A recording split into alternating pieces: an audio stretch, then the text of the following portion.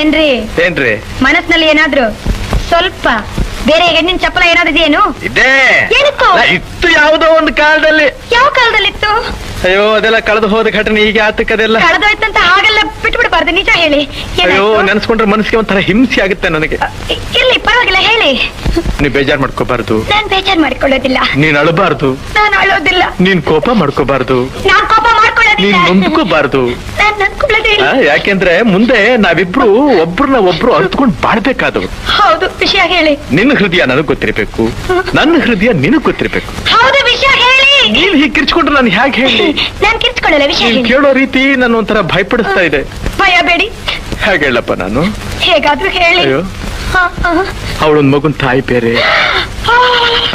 ಒಂದು ಮಗು ತಾಯಿ ಅವಳು. ಇವತ್ತಿಗೂ ನಾನಿಲ್ಲಿ ಕೂತಿರ್ಲಿ, ನಾನಿಲ್ಲಿ ನಿಂತಿರ್ಲಿ, ಕಣ್ಣು ಮುಚ್ಚಿದ್ರು ಕಣ್ಣು ಬಿಟ್ಟಿದ್ರು ಅವಳದೇ ಧ್ಯಾನ. ಅವಳು ಅವಳು ಅಂತೀರಲ್ಲ, ಯಾರವಳು?